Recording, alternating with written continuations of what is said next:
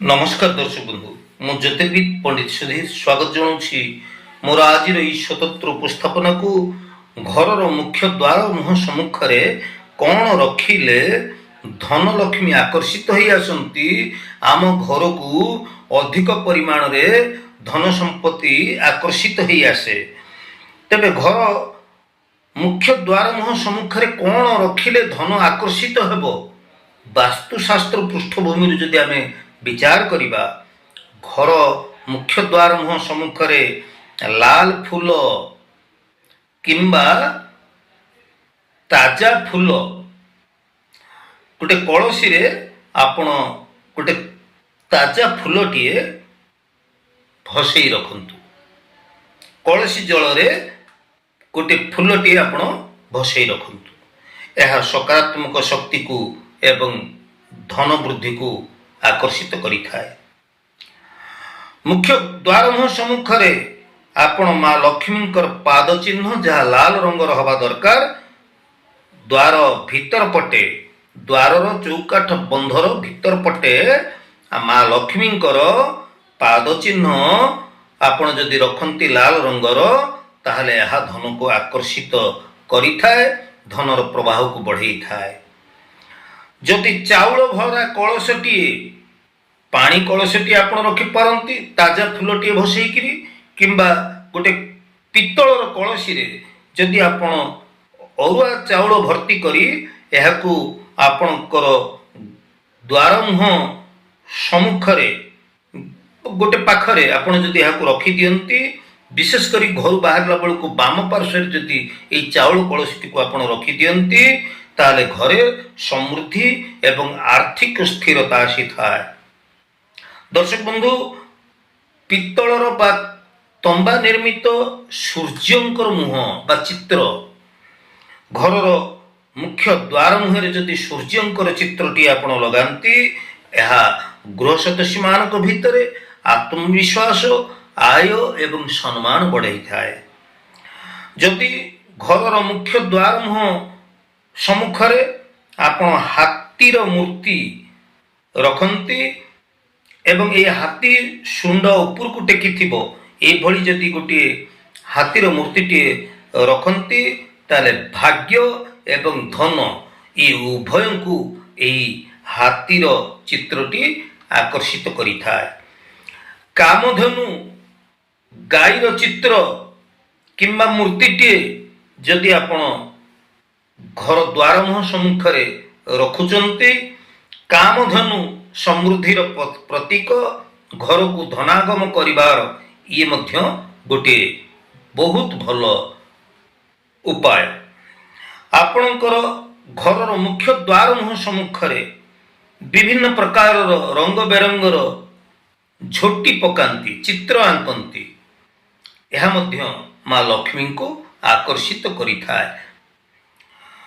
जदि आमे घरर मुख्य द्वार मुह सम्मुखरे जदि आमर एमती किछि व्यवस्था रही जो जगार आमे पानी भितरे आम गोटे कपर तंबा निर्मित गोटे कईछ बा कच्छप जदि आमे रखिबा ताले यह धन संचय एवं धन स्थिरता को बढ़ई थाए। आमर घरर मुख्य द्वार मुह सम्मुखरे सुंदर हैंडल सफा लैंप जदि आमे लगेबा अतिथि सहित धन को मध्य यह स्वागत करिथाए। शुभ मंत्र लेखा मध्य आमे घरर द्वार मुह सम्मुखरे लगेई परिबा जेमिति कि आमर ओम श्रीम महालक्ष्मी नम एभली गोटे मंत्रटी मध्य आमे घर मुख्य द्वार सम्मुखरे लेखि परिबा। शुक्रवार दिन ये सबू गुरुवार किंबा शुक्रवार ये सबू वस्तु गुड़ी को आमे घर द्वार मुह सम्मुखरे रखि परिबा। तेबे घरर द्वार मुह सम्मुख को सर्वदा सफा सुतर रखिबा, मनरे सबु बेले सकारात्मक भावना को रखिबा।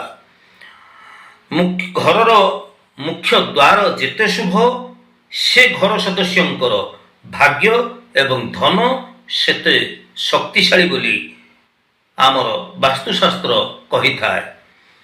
ତମ୍ବା କିମ୍ବା ପିତ୍ତଳ ନିର୍ମିତ ଲଟକଣ ବା ଆପଣଙ୍କର ଲ୍ୟାଣ୍ଟିନ୍ ଯାହାକୁ କହନ୍ତି, ଡୋର ହ୍ୟାଙ୍ଗିଂ ଆମେ ଲଗେଇ ପାରିବା। ଘରର ମୁଖ୍ୟ ଦ୍ୱାରରେ ତମ୍ବା କିମ୍ବା ପିତ୍ତଳର ଏଇ ଯେ ଲଟକନ ଆମେ ଲଗେଇ ପାରିବା। ନେଗେଟିଭ ଶକ୍ତିକୁ ଏହା ଅଟକେଇ ଧନର ଉର୍ଜାକୁ ଏ ଆକର୍ଷିତ କରିଥାଏ।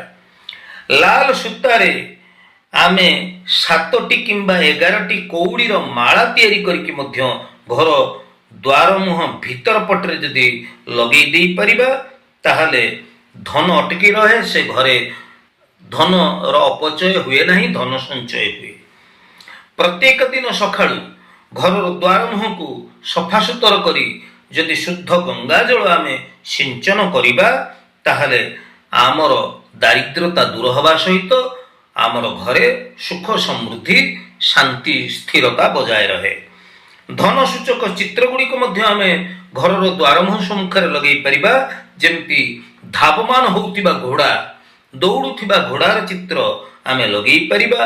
ସୁନା ଗୋଲ୍ଡେନ କଲରର ଯେଉଁ ମାଛ ରହିଛନ୍ତି, ମୁଁ ଆକ୍ୱାରିୟମ କଥା କହୁନି ଆପଣଙ୍କୁ, ସୁନା ଭଳି ଦେଖାଯାଉଥିବା ମାଛର ଚିତ୍ର, ଧାନ ଭରା କ୍ଷେତର ଚିତ୍ର, ଏହାକୁ ମଧ୍ୟ ଘର ଦ୍ୱାରମୁହଁ ସମ୍ମୁଖରେ ଆମେ ଲଗେଇ ପାରିବା।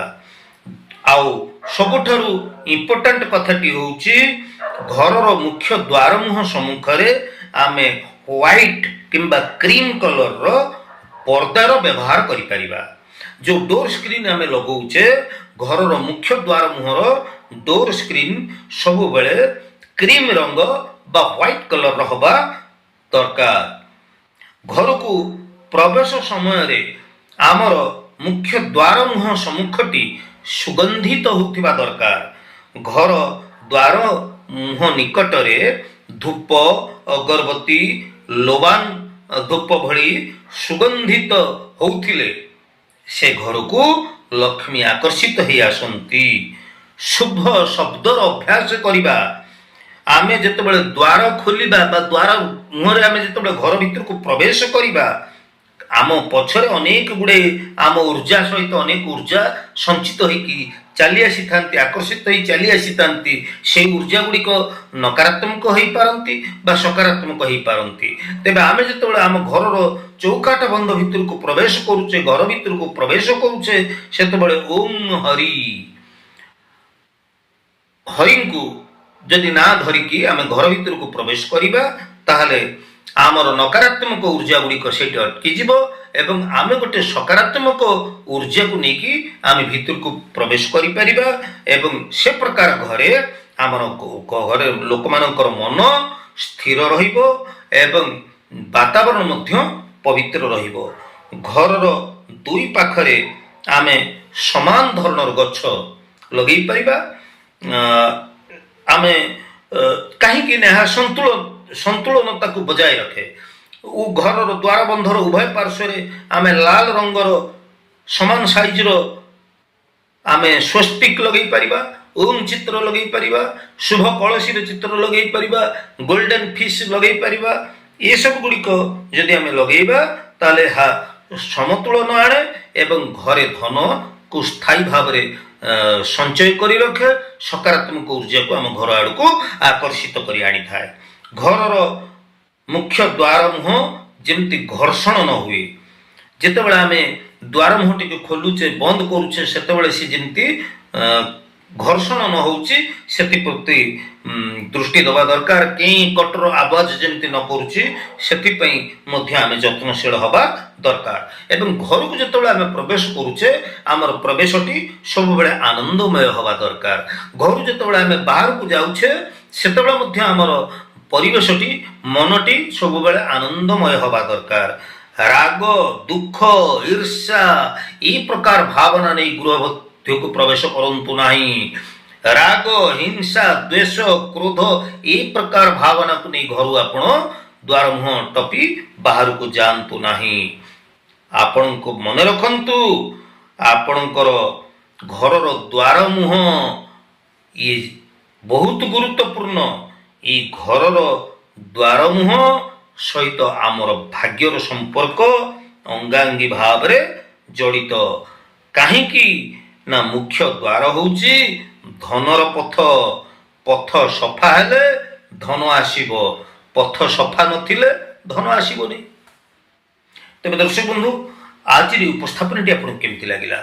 ଜ୍ୟୋତିଷ, ବାସ୍ତୁ ଏବଂ ଧର୍ମ ବିଷୟକ ବିଭିନ୍ନ ପ୍ରକାର ଉପାଦେୟ ତଥ୍ୟ ପାଇବା ପାଇଁ ଯଦି ମୋର ଭିଡ଼ିଓ ଆପଣଙ୍କୁ ଭଲ ଲାଗୁଛି, ନୂଆ କରି ଭିଜିଟ୍ କରିଥିଲେ ନିଶ୍ଚିତ ଭାବରେ ସବସ୍କ୍ରାଇବ୍ ଟିକେ କରିବେ, ଲାଇକ୍ କରିବେ ଏବଂ ମୋର ଭିଡ଼ିଓକୁ ବହୁଳ ପରିମାଣରେ ସେୟାର ମଧ୍ୟ କରିବେ। ଆଜି ତ ସମୟ ହେଇଯାଇଛି, ପୁଣି ଆମେ ପରବର୍ତ୍ତୀ ଅଧ୍ୟାୟରେ ଦେଖା ହେବା। ସେ ପର୍ଯ୍ୟନ୍ତ ମୋତେ ବିଦାୟ ଦିଅନ୍ତୁ। ମୁଁ ଜ୍ୟୋତିର୍ବିଦ ସୁଧୀର। ଜୟ ଜଗନ୍ନାଥ।